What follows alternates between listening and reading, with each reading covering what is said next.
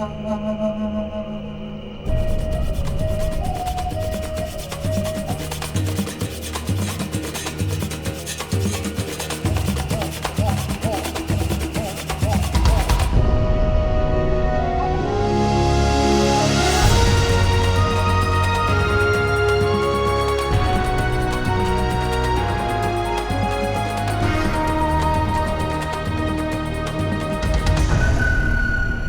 the Amazon, the last call.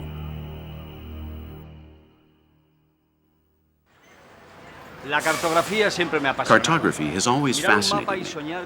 To look at a map and dream about the journeys that are yet to come, and remember those that we've already made, is an automatic reaction. But not on this map. This map is on a tray that would possibly fit into place in a film directed by my dear friend Pedro Almodóvar. A certain aesthetics, to say the least, a very particular one. It's a map made of butterfly wings, of the Amorphos, of the Morphos genus, a butterfly that is in danger of extinction. You should not buy these articles. I'm going to return it right now to this store. We propose other types of wings for Brazil. The wings of birds that fly freely, those ambassadors of the Brazilian skies, in which we are about to meet during this hour-long program.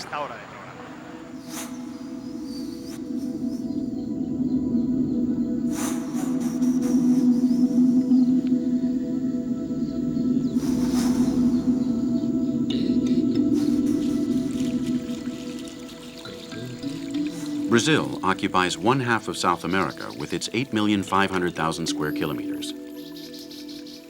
Of this immense live world, we have chosen any given corner, undoubtedly at the right time, the morning bath hour.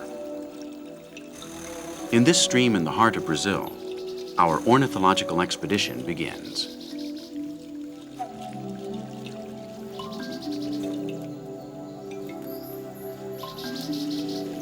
Refreshing themselves and us, these rainbow children give us their welcome.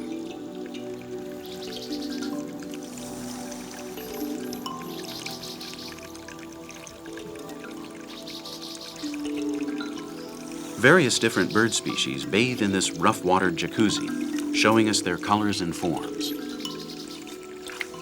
None of these birds are alike, but they all have the same necessities. Their feathers are their treasures and must be well taken care of.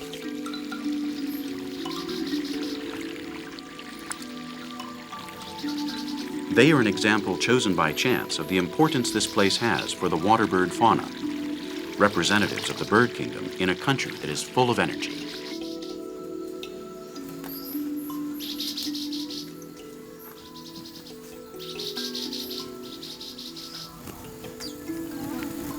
"20,000 years ago, the hummingbird was already here. Proof of that is the Pleistocene fossil found in Minas Gerais, 600 kilometers from Sao Paulo. Brazil has the majority of the 320 species that live in all of South America. Miniature acrobats, some weighing little more than 2 grams. They are called by the Brazilians the beija-flores. They are called, among other biological titles, the smallest warm-blooded vertebrates in the world, competing in anatomy only with the European shrew. In spite of this, they are the few birds that hibernate like logs if the weather demands it, and in this, they are unique.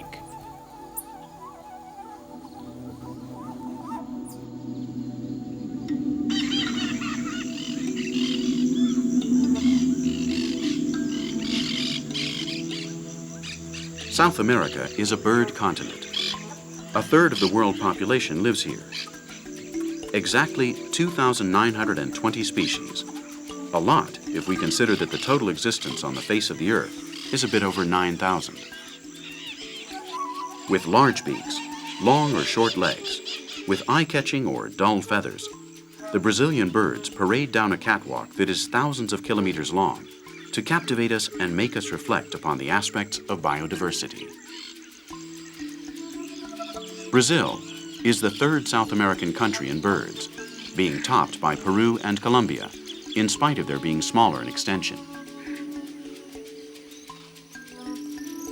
Nonetheless, 1,622 species come and go through the Brazilian skies, and live their lives accommodating themselves to the landscape and adapting it in turn to their tastes and needs. Birds are just one of the exponents of the overflowing nature that this part of the world shamelessly exhibits. Animals that will show themselves and that will make our visit to Brazil a sure encounter with beauty in quantity and quality.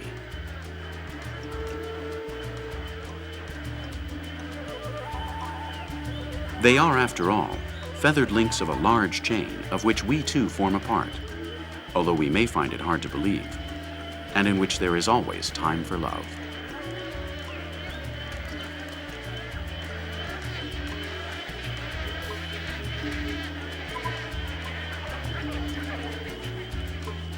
Ornithology is renovated each day by a new discovery. It's not unusual to breakfast in Brazil with the front page news of the discovery of a new winged species. This is a couple. This is the female and this is the male. This species, before this recent discovery, was known to exist only in Venezuela and parts of Colombia, and now has extended its distribution to this point more or less, located in the Jao National Park region. This is one of the largest national parks in the world, with 2,272,000 hectares, a huge and unknown region, in spite of having been studied for the past 5 years. The discovery of this species occurred very recently, less than 3 months ago, demonstrates the fact that, in spite of all the hard work, there are still many animals yet to be discovered in this region.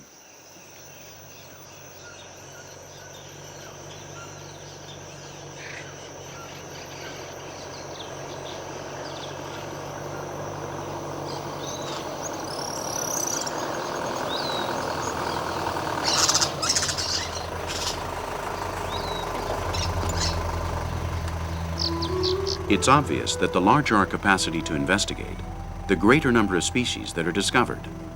But fortunately, the jungle still keeps many secrets to itself. 200 kilometers from Manaus, Dr. Tania Sanaiotti begins the day once again with the intention of winning Mother Nature's trust. She and her team from the National Institute of Amazon Research have been visiting this place for years and have finally been accepted by one of the jungle's most timid creatures.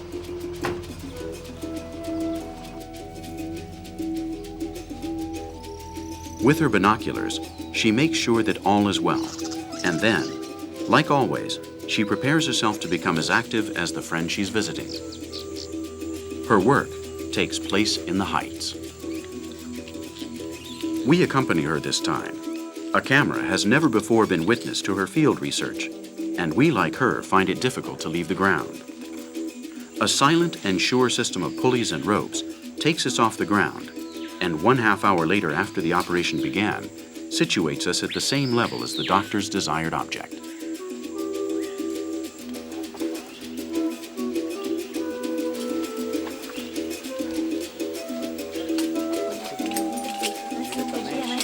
We are in a castaña de para, once again in the heart of the Amazon jungle, but in this case, 25 meters above the ground, and with the sensation of having entered the exclusive kingdom of some tropical aristocrat.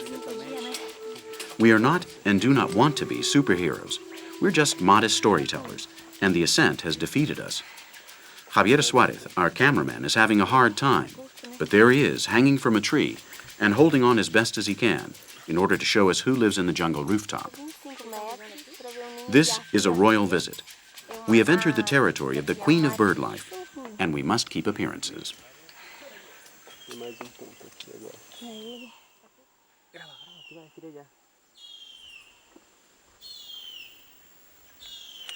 This is the chirp of the young bird, 5 to 11 times.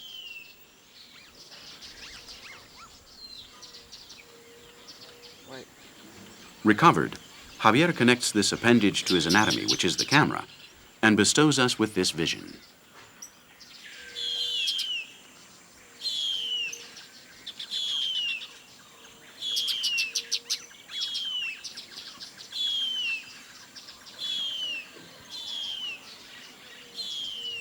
A reward for fear defeated and willpower.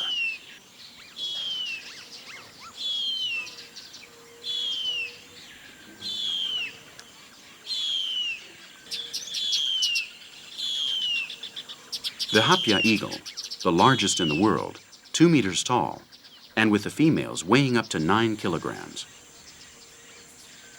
This is a lonely chick, totally feathered and grown. Some of its claws are already 7 centimeters long, which means that it is prepared to hunt down monkeys and perezosos, its usual prey. It still hasn't decided to become independent and prefers living in its parents' house. The harpias reproduce every 3 years, and the young ones can remain in the nest up to 1.5 years without abandoning it, being fed by its parents, and completing its slow development without hurry. It's a scarce bird. Don't be misled by the euphoria its deep gaze produces. There are only a few endangered couples left in Brazil, and all that we can do for them is not enough.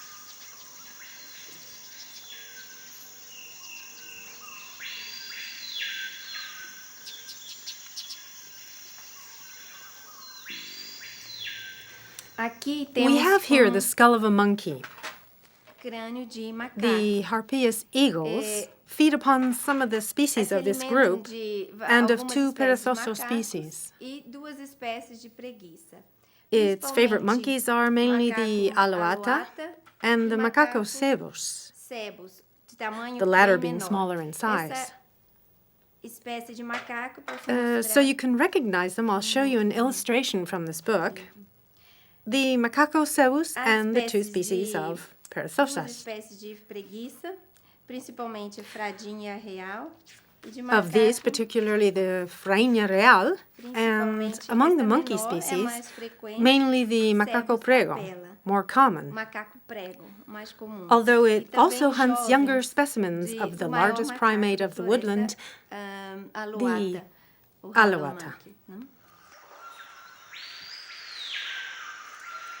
Just like Tania, 2 Spanish biologists are investigating the habits of the harpy eagle in Panama.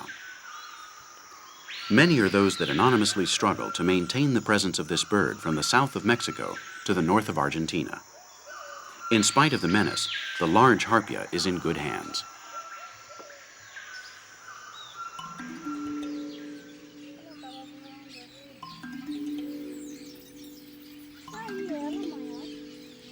Tenderness is the key in our following story. A lot of sugar for this sweet encounter between birds and human beings.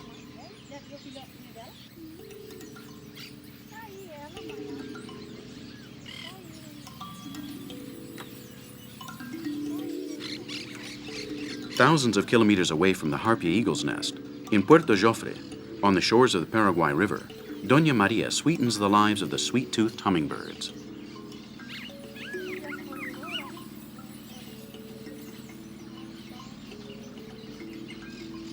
A woman and an ecologist, in this manner she fills her garden with happiness and paixariños, as she calls them. This woman likes birds and attracts them to her home with kindness and understanding. Her garden is a refuge, an oasis in the cruel desert of the bird hunters, and the birds are ever so grateful. In Brazil, many people like herself do not know what it is like to feed a pigeon, but do know what it's like to feed hummingbirds, the identity of the tropics. Besides enjoying this friendly story, it also permits us to get close to surprising behaviors. For example, observe this hummingbird. It feeds on nectar, as do all the members of its family, and that's why it goes up to the artificial flower that Doña Maria has sprinkled with water and sugar. But something is going to make it change its diet today. The ants are attracted by the sweet temptation and get dangerously close to the nest. This will force this nectar-eating bird to devour ants in flight, more in defense of its chicks than as an entree.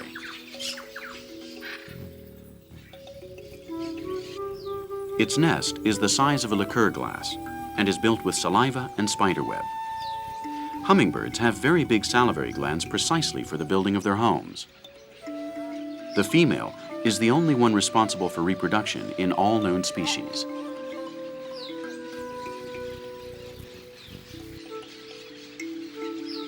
The agility, control, and hyperactivity of these animals attract our attention. Hummingbirds put a lot of heart into their lives exactly 20% of the total weight of their little bodies. Too much heart, an enormous motor for a minute hyperactive bird. Just to get an idea, in our case, the heart is 1/2 of 1% of our weight. In comparison, nothing.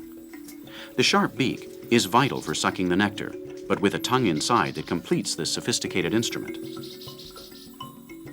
The tongue of this specimen is 4 centimeters long and acts like a precise hydraulic pump. A hummingbird can suck nectar non-stop for 16 hours a day, filling its crop with food that would be like a human being eating 50 kilograms of bread.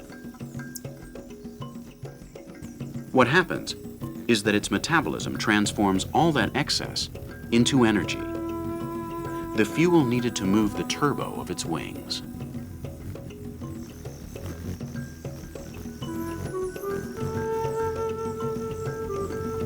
And how they move. This male of the Califlux genus reaches 80 beats per second, and the sound it produces in flight is characteristic.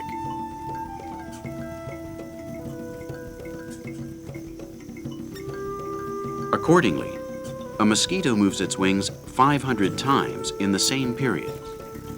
That's why the buzz it produces is fine and bothersome.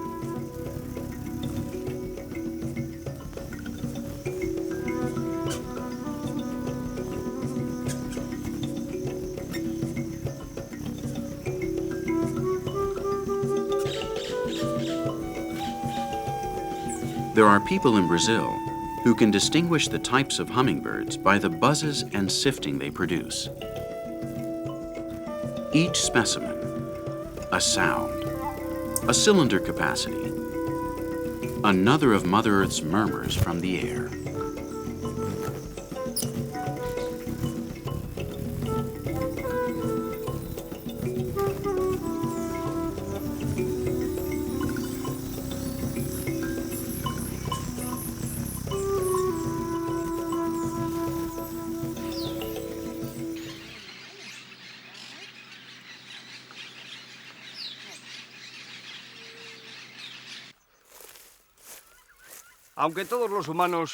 Although all human beings have a right to decent housing, not everyone has that. Fortunately, this does not happen in the animal kingdom. The birds, all of them, build their homes exactly where they need them. They undoubtedly need experience and knowledge to build beauties such as this one, the Clay João house. We invest our money, they invest their time. A male and female have taken a week to build this wonder. We've gotten close to this wonder outside of the breeding season. We won't endanger the reproduction of the Clay João, this little bird, but we will get close to the nest so you can see it, to show you an example of an abandoned nest that will no longer be used for reproduction. Show you an example of amazing animal architecture. It's an authentic shell, a shell made of cow manure at times, and in this case of adobe, what we could call adobe, a mixture of earth and small straws of small graminite. The entrance, as I say, is like that of a snail's shell. It prevents the entrance of any predator. And then we find a cozy chamber, the place where the chicks, the eggs before, are protected from the heat and dust, the harsh climatic conditions. This is a structure that awes me, because among other things, and on top of everything else, it is resistance to the presence of unwanted and undesirable tenants.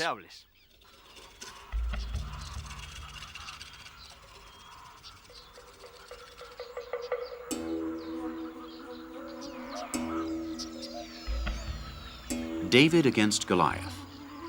A vulture weighing 1.5 kilograms, enjoying the light of dawn perched on the clay house of a modest and hard-working bird.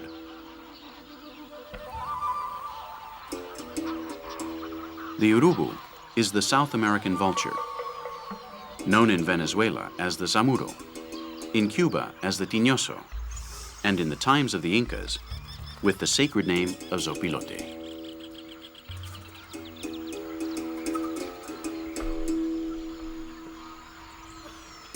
For the Clay João, this big, ugly bird is neither a god nor a saint.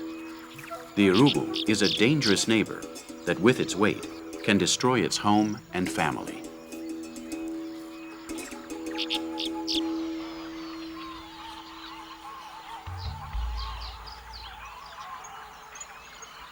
The two chicks, frightened, see their enemy from the inside of the nest. Death is posed on their rooftop this morning, and they know it because although it is an animal that feeds on corpses, the urubu would not hesitate in having the two little brothers as appetizers in the blink of a beak. It's incredible, but without arms, these two frightened little chicks embrace each other. With their comings and goings, almost nonchalantly, the parents have succeeded in making the urubus go away. Here in the Brazilian open country, it's more important to be clever than strong to get out of difficult situations. Back at home, and out of danger for the moment, the parents check the inside of their marvelous home. It's well built, but the weight of the urubu has made the walls tremble. A few pieces of clay have fallen, as if there had been an earthquake, and now, to get things back to normal, they must be taken away from the presence of the chicks. Peace once again reigns.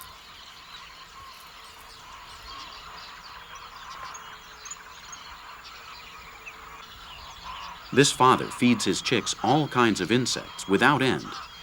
He wants to erase the fear with goodies. The cleijoau are massive consumers of spiders and caterpillars. They're good for the fields, and the farmer knows this.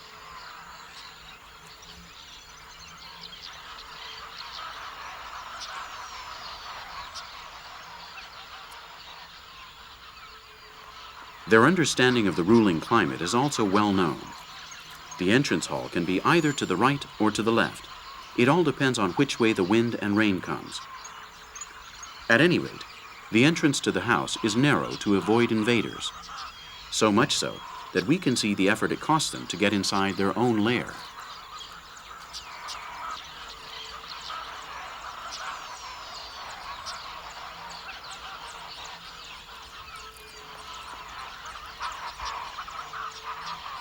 The cleijoau is a very popular bird in Brazil.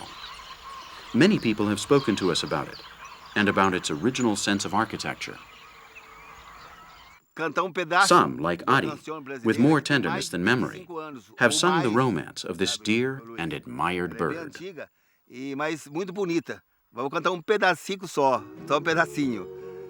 O João de Barro, por ser feliz como eu, certo dia resolveu arrumar uma companheira. No vai e vem, no balanço da floresta, certo dia fez festa, seu amor lhe abandonou. Letra.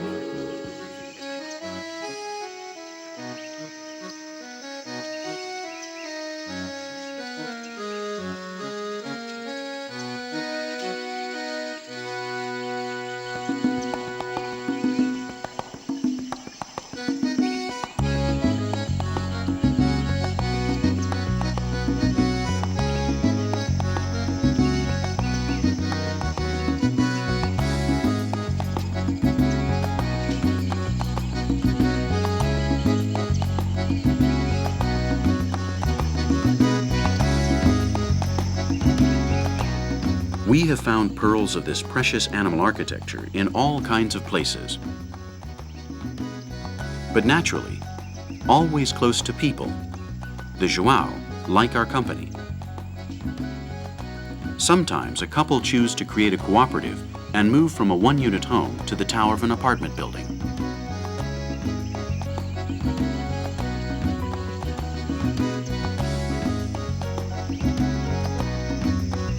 Many are the legends that follow this hard-working animal, and some insist on believing that these animals are Catholic and don't work on Sundays. Believe me, these images were taken on a beautiful October Sunday morning, and as you can see, not at Mass precisely.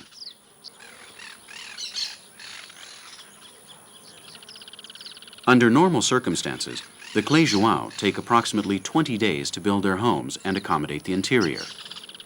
The two lovers participate in the construction and share the tasks.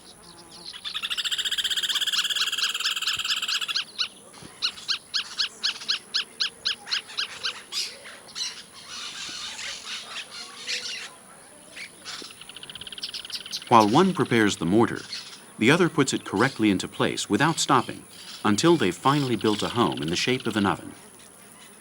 Besides being found here in Brazil, they are also common in Bolivia, Uruguay, and Argentina, where they are considered national birds and known as the horneros, or oven makers. These little birds weigh a slight 49 grams, but build on a large scale. This nest weighs exactly 4 kilograms, a magnificent work of art that could participate in any architectural competition and win. Don't you think so?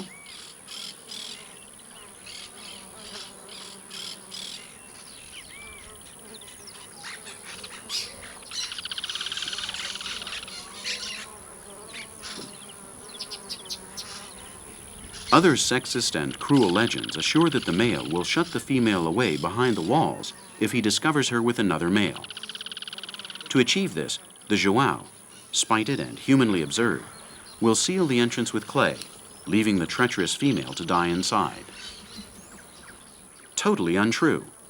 Don't let yourselves be fooled by the twisted stories of those who wish to manipulate natural history.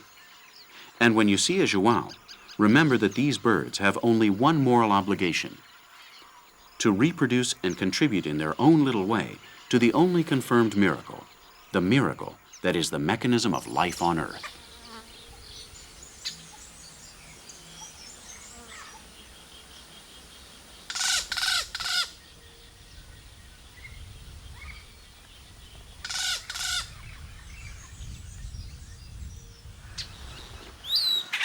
In wooded landscapes, other birds also do what they can to brighten our view, and that of any first-time traveler who visits these equatorial lands.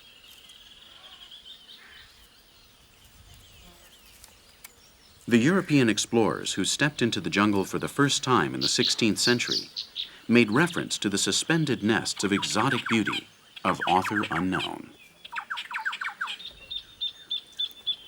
Today's ornithology has given a name and face to these sonographers. They are the xexu, or japuira, hard-working and flashy birds that add their creative touch to the landscape.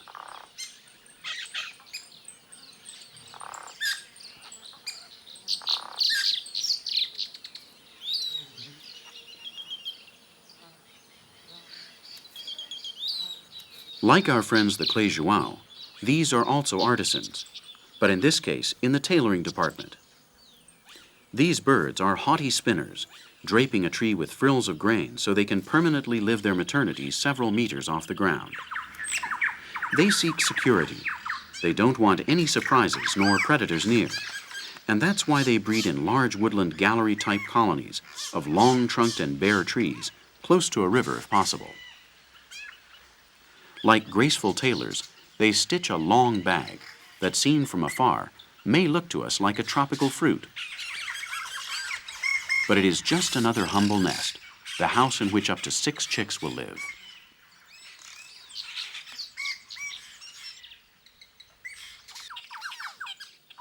Rain or shine, these artisans work endlessly with spark and energy.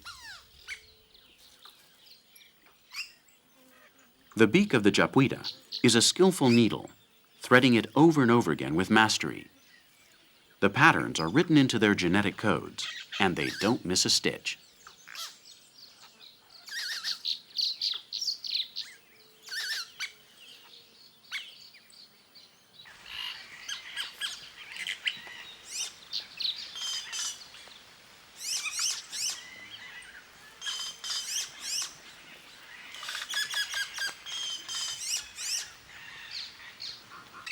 They sing once in a while, and on occasions their sounds hide an authentic spectacle of ventriloquism, because these tailors are also capable of imitating other jungle inhabitants, and not only their fellow birds.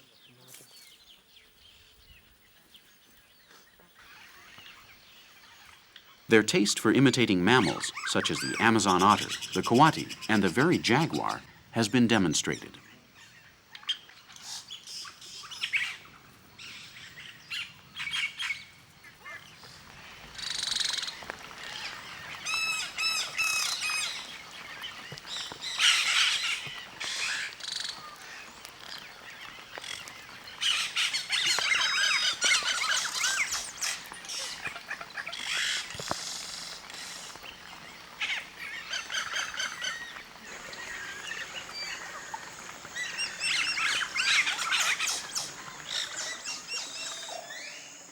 The voice of the japuita is lovely. But now a truly beautiful voice is this one. Listen carefully.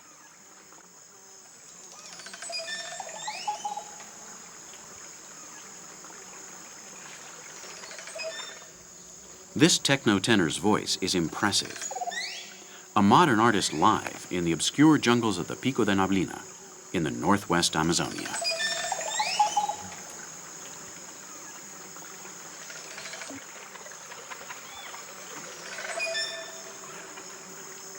Its music is surreal and powerful, a sampler of rhythms that covers a wide territory and fills the jungle with mystery.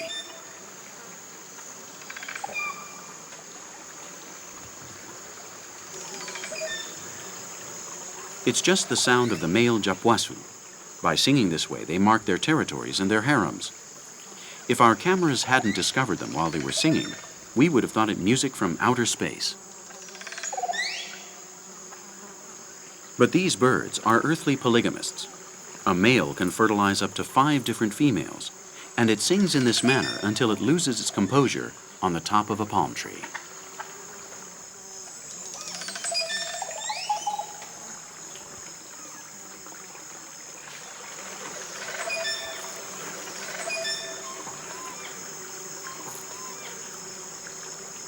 Meanwhile, the females build the nests like vegetable socks and will breed their chicks.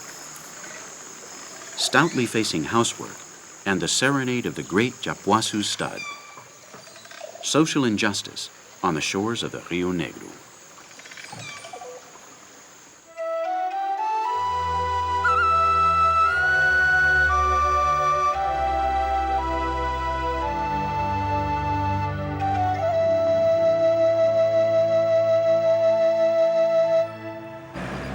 Brasilia is a modern city designed by man, and in which there is apparently no room for animal life. But our curious naturalist can once again help us understand that in matters of fauna, things are not always what they seem. For example, in college, almost everyone is unaware of the fact that Athena, the goddess of wisdom, lives among the students. Yes, a street community of owls discreetly watches over each and every one of the students during the academic term.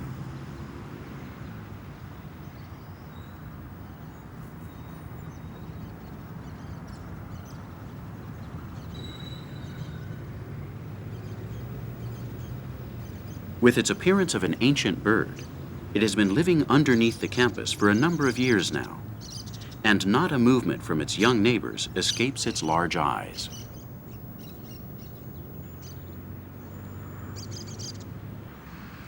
They are coruchas buraqueiras, small owls that have found their food, home, and tranquility in this environment modified by man. An academic environment for illustrious animals. These owls live in galleries underneath the lawn, and although they are night birds, they enjoy the Brazilian sun, as do the students of this university. Here they feel just as comfortable during the day. They have excavated their nests in the ground like rabbits, where they breed peacefully, away from the madding crowd.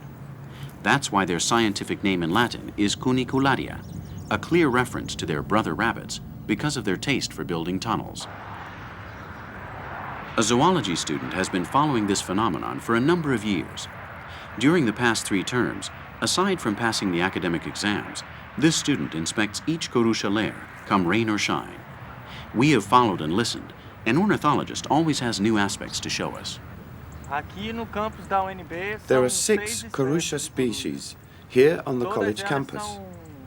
All of them have benefited from a process of destruction of nature, and some of them have abandoned the countryside and have settled here, like the corucha buraqueira.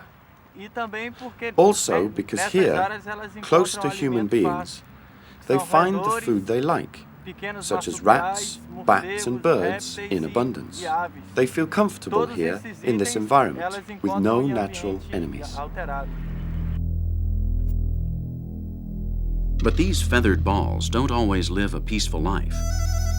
In Corumba, thousands of kilometers away from Brasilia, their presence makes other birds feel uneasy.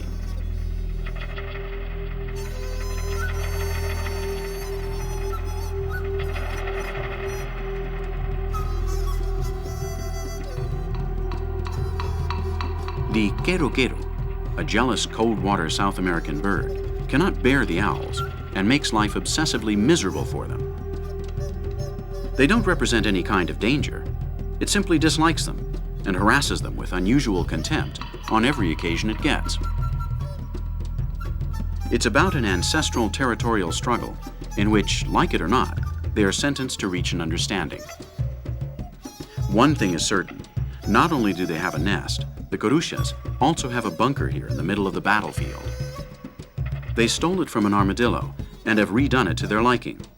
They take care of their chicks beneath the ground and don't have to deal with the constant harassment of the rest of the neighborhood. Home sweet home.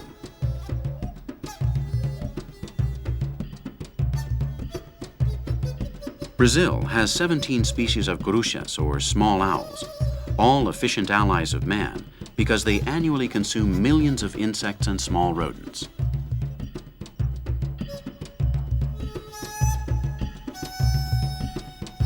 Some undocumented and superstitious mentor of the history of ideas decided to label them with the unjust name of birds of evil. Yet with their evident beauty, they are essential to the landscape.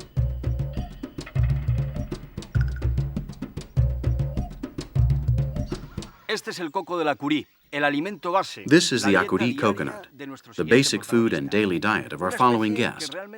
A species that will captivate us because of its corpulence, its strength, its capacity for feeding itself, as I've said, from this unique plant, a plant that would make me have second thoughts if my survival depended on it. It's a very difficult task to separate the coconut from the bunch. Besides that, if it weren't for a strong beak, it would be impossible. I have a hammer here with me.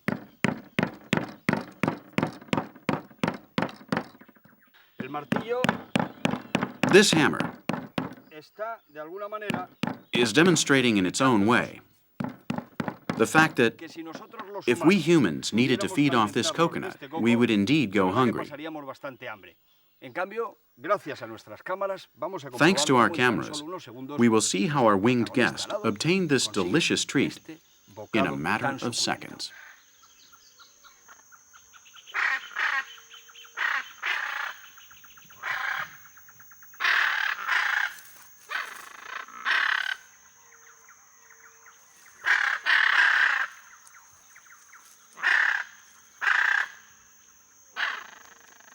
There are few birds in this world as beautiful and imposing.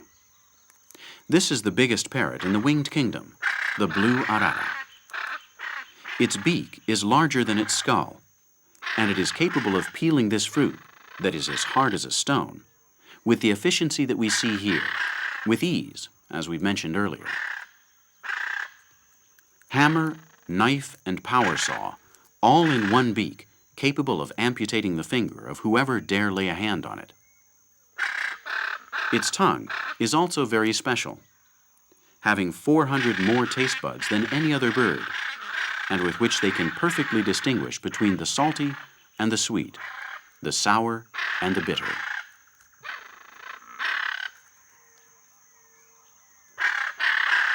This group of araras knows perfectly well when the fruit of the acuri palm tree is ripe, and they've been settled here since early this morning for the harvesting of the sugars and fats that are the main ingredients of this impenetrable seed.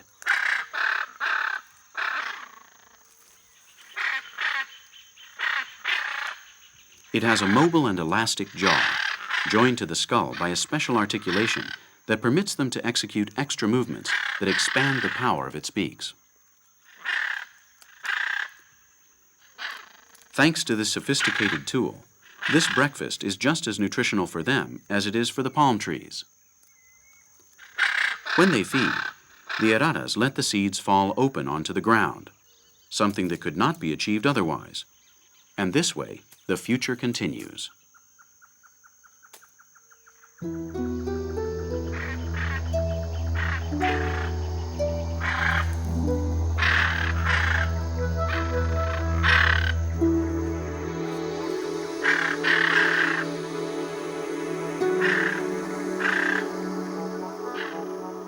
They are very sociable and never go unnoticed. The araras like to show off. They have very few natural enemies, except for mankind, and they have an acute sense of community living. They like to live coupled up, and when they feel that they have found their other half, they spare neither flattery nor lovey-dovey behavior.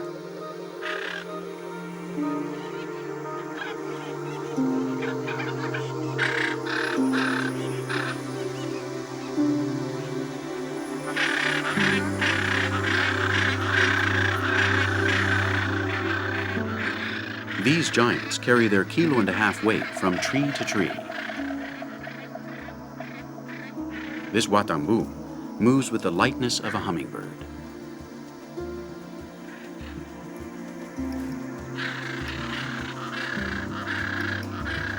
They often travel in circles, performing a spectacle that is becoming more infrequent with time because their beauty has been their ruin.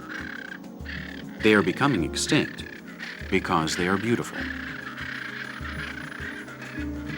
Persecuted by the international animal mafias, the blue araras, also known as the guacamayo jacinto, have been eliminated from many parts of Brazil. In spite of being protected by the government, some stable populations, such as the ones we see here in the state of Mato Grosso, are the objectives of the mafias and the thousands of buyers who wish to see them caged up. We don't. We prefer to see them like this, dancing across the sky freely, a cobalt blue for a peaceful green country.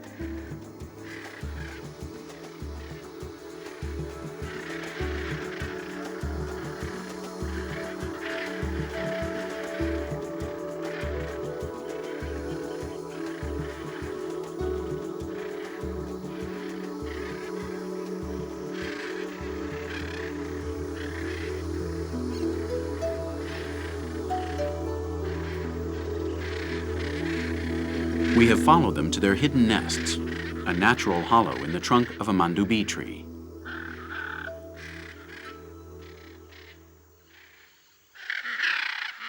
The couple takes on an aggressive behavior, for there is a treasure hidden in the heart of this tree.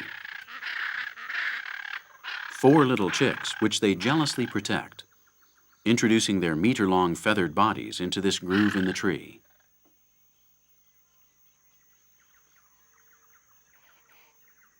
Although they live in large groups, the couples isolate themselves during the reproduction periods, keeping to themselves.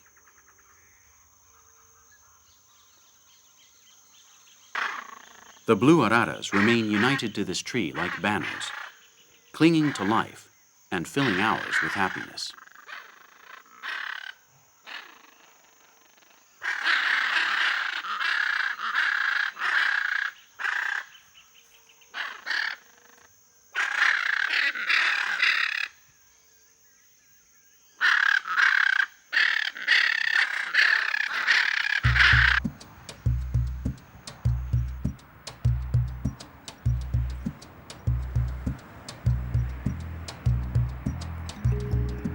Five o'clock does not mark the beginning of bullfights in border and Amazonian cities like Tabatinga or Leticia. The citizens must deal with other animals, as feared as the biblical plague, and more numerous than the threatened araras. They are also parrots, pericos as they are called here. At the end of the afternoon, Brazil becomes the land of the parrots, a phenomenon that has already been witnessed and can be read in documents that date from the year 1500, and it's no exaggeration.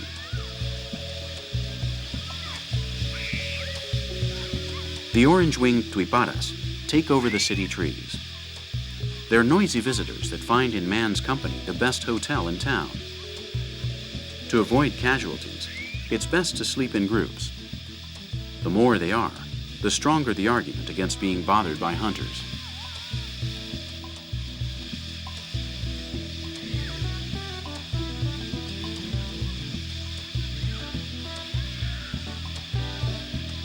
These pericos destroy everything they find. Entire crops have been prey to their voracity, and there are million-dollar losses in agriculture each year.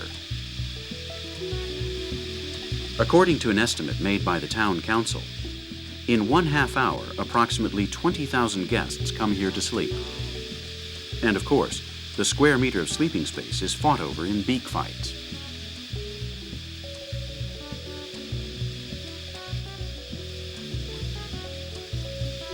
This is a tropical phenomenon that leaves whoever sees it for the first time in awe. The contrasts of Brazilian ornithology that goes from contributing winged plagues impossible to control to examples of extreme scarcity.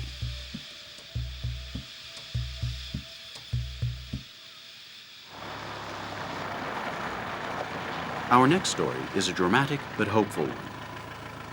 One of those cases in which we are about to lose a species, as with the dinosaurs, but now only due to mankind's ambition. Good morning, Anthony. Everything all right? Is there any news about the Azarinha? Yes. When do you see it? Today, I saw it today. What time was that? At 7. At 7. Was it with the Guacamayo Macarena? And did it stay long with the Azarinha? Yes, it was with her. It was with the Azarinha. And which way did it go? They headed towards Leighton. Leighton. All right. Thank you for the information, Antonio. All right, goodbye. As he does every day, Alexander Gomez has just received information about the most esteemed living creature in the area and prepares himself to keep watch over it.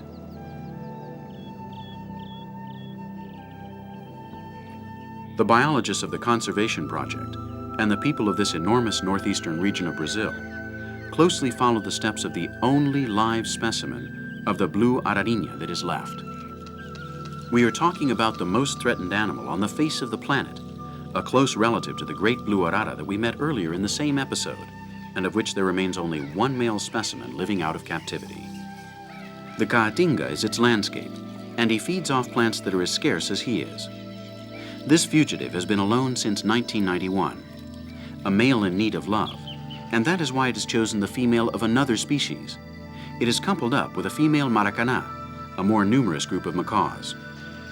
In this carabeira tree, love is impossible biologically speaking, but heartfelt and true. These images of this desperate lover in its natural habitat are unique in the world. We have obtained them under extreme conditions after many hours of patient waiting, holding them up as testimony to the resistance of these creatures, confronting those that insisted on proclaiming that there were no longer blue ararinhas living outside of captivity, and that their extinction was a consummated fact.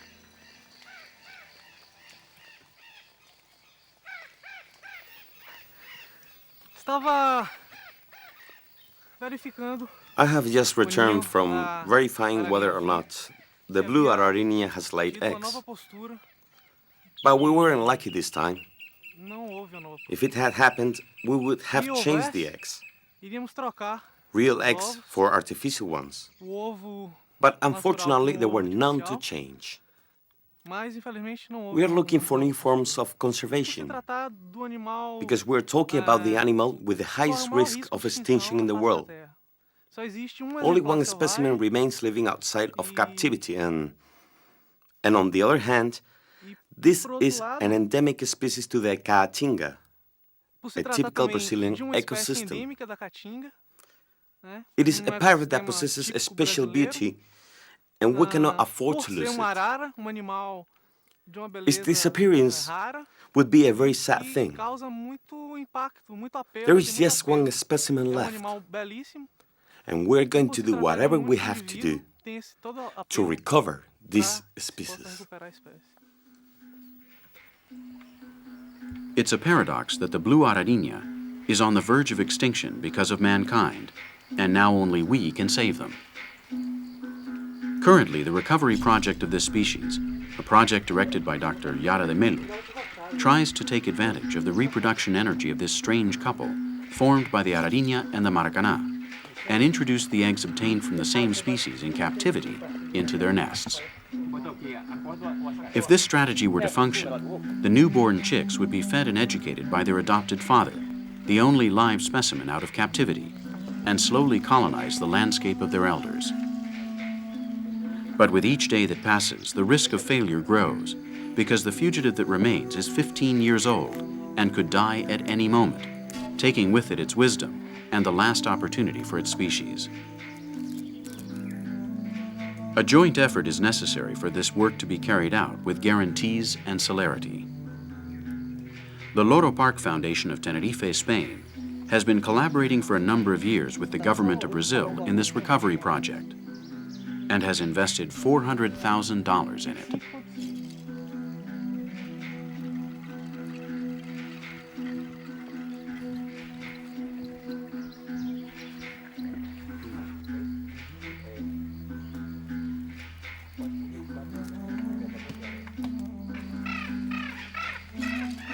Some say that green is the color of hope.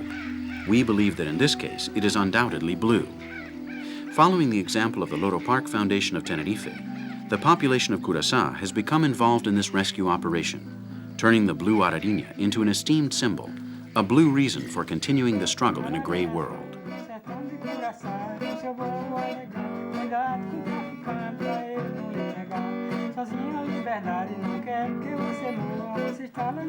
Antonio is one of the 12 vaqueiros da Azarinha, or Aradia cowboys, as the friends of these birds call themselves. In spite of being downhearted over the difficult situation this dear bird is going through, they're not giving in, and with a knife, a song, would revive their dear blue Azarinha each day. There are 40 specimens that live in captivity in the whole world, distributed between zoos or private collections in the Philippines, Brazil, Switzerland, and Spain. This is the cause of its extinction, a ruthless persecution with the objective of putting this blue beauty in a cage, the blue of hope.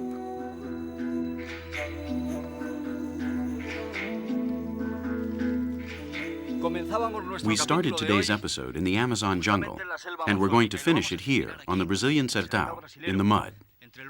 All my shooting companions are exactly the same as I am, lost in the mud of the sertão, because we have come to obtain those images in exclusivity, those exclusive images of the blue azarinha right in the middle of the mating season. I borrowed this hat from my friend Antonio, this man from the sertão, so incredible. Well, he is finished. He has completed his work of art in homage to the azarinha. From here, from this program, and after having become acquainted with Brazilian bird life, we hope that this wonderful creature ceases to be a mere wooden figure and continues to soar across the Brazilian skies.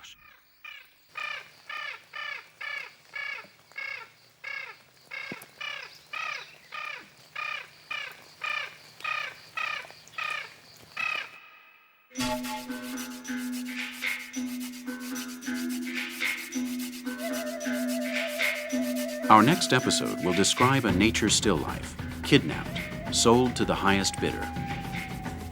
Each year, 15 million animal furs are illegally commercialized, 135 million tropical fish, 10 million snakeskins, and other remains of this ecological shipwrecking.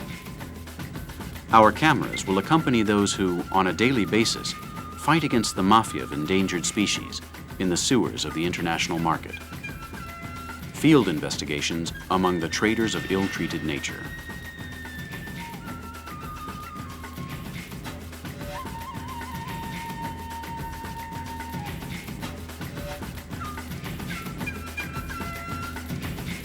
A number of people with no scruples in Brazil and Spain make incredible profits from the lives of nature's creatures.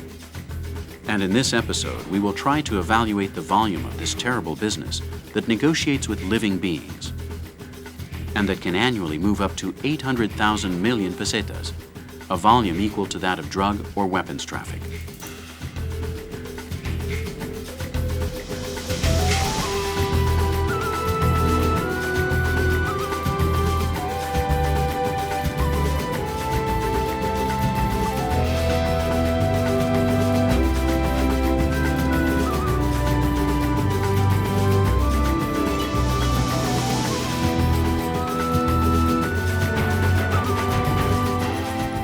Is there a price to live? We will search for the answer during our next encounter. We'll see you then.